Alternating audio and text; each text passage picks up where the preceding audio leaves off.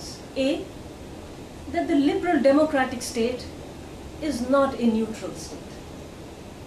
It claims neutrality, but it is not actually neutrality. It is embedded in a conception of good life.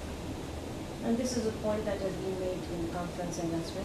It's embedded in a conception of good life, and that conception of good life, and that's the crucial element, that conception of good life actually reflects the orientation of the majority. I think in its most narrow sense, rendering of this idea, we would have examples of the kind which would say that, look, no state actually can be entirely neutral. The state is bound to have a language policy, for instance. So it will pick up one perhaps, and then it has to think in terms of how does it deal with the second language or the third language which is spoken by large numbers of people. So you can't have complete neutrality. You will have to find ways of accommodating. But the argument was also extended by some people, though not necessarily in Canada, but some in Canada, some outside of Canada, in England particularly, where the argument was extended to say that, look, the state expresses a cultural orientation in its policies on a range of issues, from euthanasia, marriage, divorce, what would they recognize as marriage, and so on, whether you allow suicides to be committed or not. So a range of other issues. They would say a number of public policies, or laws really, not just policies, laws really reflect a cultural orientation. And the hidden text really was that this is the cultural orientation of the majority. I'm not saying I agree with this statement, but I think this was a very important part of what the multicultural arguments brought into public discussion. And quite obviously, once you make the claim that it reflects, these laws reflect the cultural orientation of the majority, the logical thing is the third argument, that we need, therefore, in the interest of fairness, to accommodate the differences that other religious groups now bring, or other ways of life bring into the public domain. And of course, one might say that compelling other groups then to assimilate is another form of discrimination, just as strong as segregation was. So it is the other side of the coin. Compelling people to assimilate, give up their way of life, and now really conform to this one way of life, which was variously defined as the liberal way of life, which is inhospitable to community-centered and organized ways of life, or the life of the cultural majority in that society, etc. So there is the third argument, which then makes it clear that you need really to accommodate the differences, and non-accommodation is a form of discrimination. And quite obviously, there is an entire discourse on why discrimination, of course, is something that liberals must fight against, especially discrimination based on such grounds of identities. And lastly, I think there is an equally compelling argument that comes up within multiculturalism. And that argument really is talking squarely about the value of diversity. That not only do we need to incorporate these differences in the interest of minimizing discrimination, it is actually good for the community, that the minority is concerned, but for the society as a whole, to really value diversity and in the interest of diversity, accommodate differences. It is valuable for a variety of different reasons, and there, of course, we have differences between theories of multiculturalism. It is valuable because it provides individuals with a secure cultural context, and if you have a secure cultural context, you're open then to debating and discussing your most deeply cherished beliefs. That gives you space and some degree of voice within your own community. But even more importantly, it's good for society. It's good for society because in a moment of crisis, where else will you turn? You need alternatives. You need concrete alternatives, alternative ways of thinking and imagining your own lives, and how society should be structured and how we should relate to each other, how should we deal with all kinds of problems. The other day, in fact, in the paper in Ottawa, there was this story of how an Indian family is dealing with an older person in their family who is suffering now from initial stages of dementia and Alzheimer's. And there is this home care that is provided, etc. So all kinds of reasons that were given as to when liberalism runs into crisis. where else will it get its inspiration if you have destroyed all other forms of difference and diversity? So there is a fourth kind of argument. I don't have time now to say why third and fourth are different, but a point I really want to make is that multiculturalism brought into the public domain a set of arguments which have since, I think, been appropriated and used by religious minorities to really present their claims in the public arena. And this may not have been intended initially when multiculturalism started its journey out in Canada, but then ideas and theories, once they come into the public domain, have a life of their own. They have consequences and they have uses and appropriations and interpretations which were not initially intended, far beyond perhaps the intentions of the original writers. And I think in part this is what has happened. I think these arguments have given a new basis, a new justification for a range of claims that are today coming up or have for over the last 15 years or so been emerging in different parts of Canada, but of course the story is also true elsewhere in the world.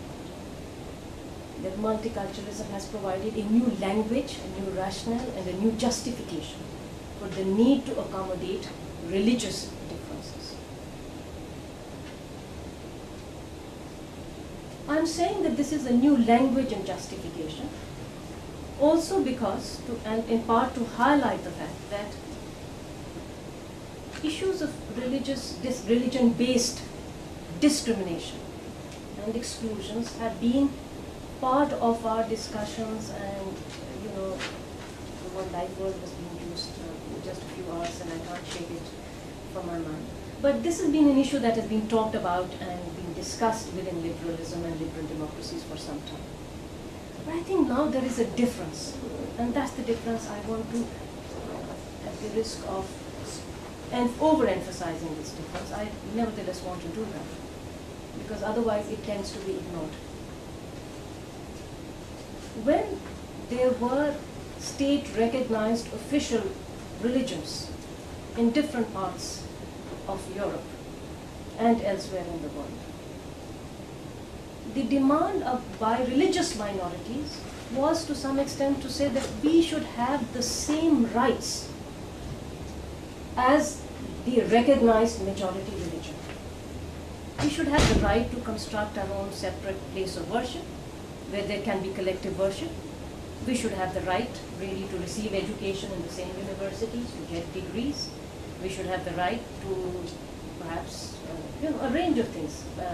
Right to vote, a right to be able to pass on this legacy and this religious legacy to our children, and so on and so on. In many ways, previous questions of discrimination based on religion, I'm using previous, it shouldn't be taken very rigidly because many of these issues still remain in some parts of Europe, and we discussed this yesterday.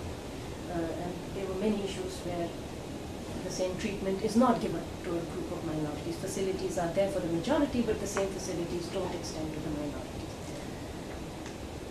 But those claims were of a different kind. They were asking for formal barriers that existed legally very often, for equal opportunities for religious minorities or non-recognized religions in these places, that these groups be given the same opportunities, same facilities, and basically the same rights. I think increasingly, if we look at it, there are still claims of this kind which are there in different ways. But along with them, and particularly I'm struck by the story in Canada, and I looked at the Bouchard-Taylor report very carefully for this reason. And you look at the kinds of claims that have come up for accommodation, clearly the claims have a new edge and a new rationality. And the claims are saying something like this, if I were to loosely paraphrase, they are suggesting that certain practices which come with the authority or backing of religion, not necessarily religious authority, but which arise from a religious conviction, need to be accommodated. Because implicit here is a notion of sincerity of those beliefs. It's not simply and not always the case that accommodation is necessary because it has been done in the case for the majority, so we need it for the minority. It is not, for instance, the case that all schools have a chapel, therefore you need a separate prayer room.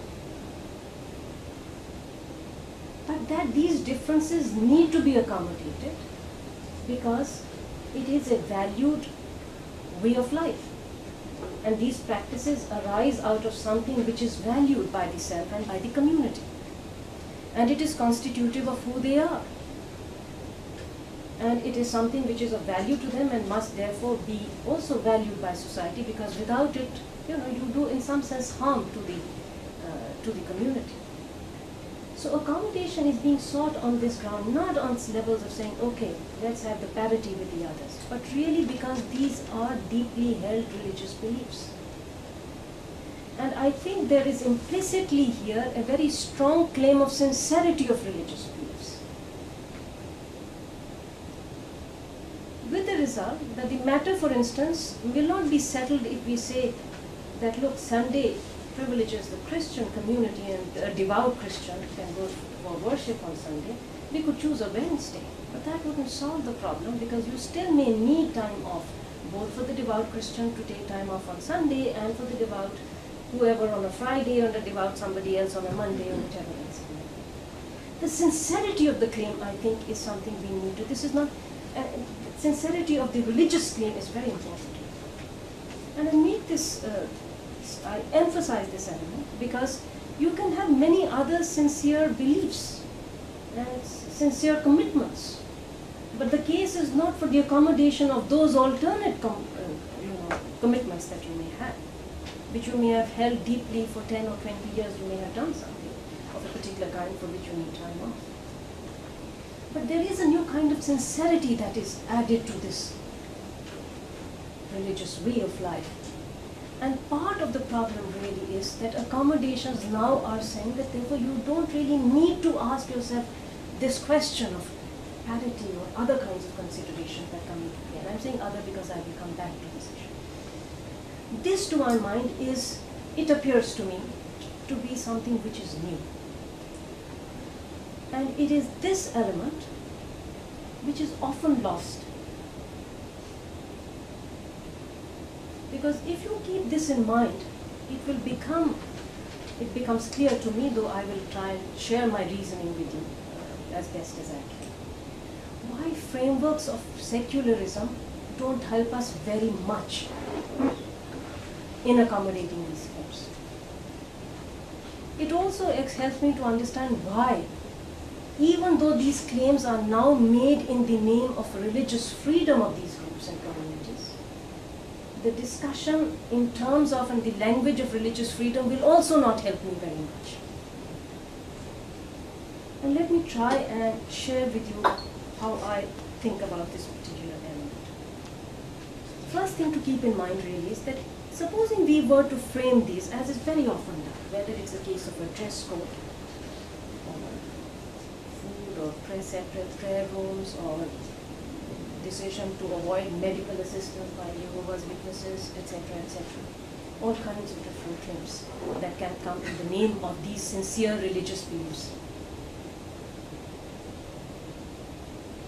Whenever we talk about, and why I think they can't easily be accommodated within the framework of religious freedom, because it is customary now, because once the need to accommodate them has been accepted, then quite easily one can say that this is something which is this is just part of my religious freedom and should be granted to me. And the reason I think it doesn't help me very much beyond a point is that religious freedom, like any other freedom, is quite obviously subject to a number of considerations and constraints and limitations. It's not absolute. It is not something which trumps all other kinds of considerations and values. Just as freedom of any kind does not trump all other considerations. And if we look at the history of how religious freedom came to be accepted as a norm, it was linked on the one side with the struggle for equal liberty for all persons. So it was the concern for equal liberty which really tended to